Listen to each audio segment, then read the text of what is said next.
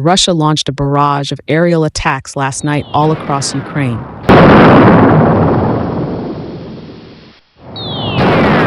There were hundreds of drones and dozens of missiles. There was also the Russian military's new hypersonic Oreshnik missile, used for only the second time since the invasion of Ukraine began almost 4 years ago. That is according to Russian state TV. Ukrainian officials say at least 4 people were killed and 25 wounded in Kiev. The attack knocked out power and damaged at least 20 residential buildings.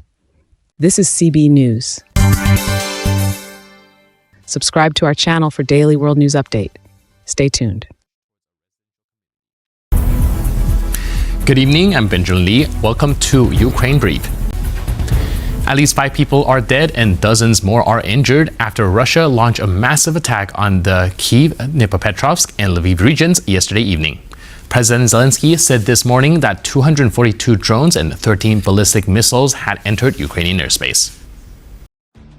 Ukrainian officials are racing to restore power in the southeast after major Russian strikes on critical infrastructure plunged hundreds of thousands into darkness in the depths of winter. Ukrainian President Volodymyr Zelensky said on Thursday that the overnight strikes had aimed to break his country, cutting off electricity, heating, and water supplies in Zaporizhzhia and Dnipropetrovsk, with repair crews still battling to restore services in the latter region. He urged allies to respond to Russia's deliberate torment of Ukraine. There is absolutely no military rationale in such strikes on the energy sector and infrastructure that leave people without electricity and heating in wintertime, he said. As in previous winters, Russia has intensified its strikes on Ukraine's energy sites in what Kiev and its allies call a deliberate strategy to wear down the civilian population as the 4th anniversary of the Russian invasion looms. More than 1 million people were affected in the industrialized region of Dnipropetrovsk, according to Ukrainian Deputy Prime Minister Alexei Kuleba. Military head Vladislav Gaivanenko said Dnipropetrovsk's critical energy infrastructure had been left damaged. The Ministry of Energy said nearly 800,000 people in the region remained without electricity early on Thursday. 8 mines across the region had faced blackouts, but workers were evacuated. Mykola Lukashuk, head of the Dnipropetrovsk Regional Council, said water supplies to the strategic city of Pavlohrad and nearby areas could take up to a day to repair. Ivan Fedorov, governor of Zaporizhzhia, where power was restored Thursday, said it was the first time in recent years that his region had faced a total blackout, but that officials had been quick to respond. A difficult night for the region, but light always wins, he wrote on Telegram on Thursday. Reporting from Kiev, Al Jazeera's Audrey McAlpine said, "It's not only power, but also the emergency air alarm system that has gone offline. This is an alert system that warns civilians of incoming bomb threats or drone threats." McAlpine said mobile networks in the Zaporizhzhia region were also down. The regional governor is warning people to limit their mobile phone use as a result of this, she said.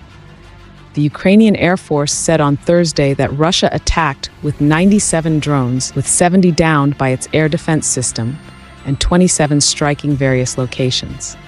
Kiev has responded to the long-running targeting of its energy grid with strikes on Russian oil depots and refineries, seeking to cut off Moscow's vital energy exports and trigger fuel shortages.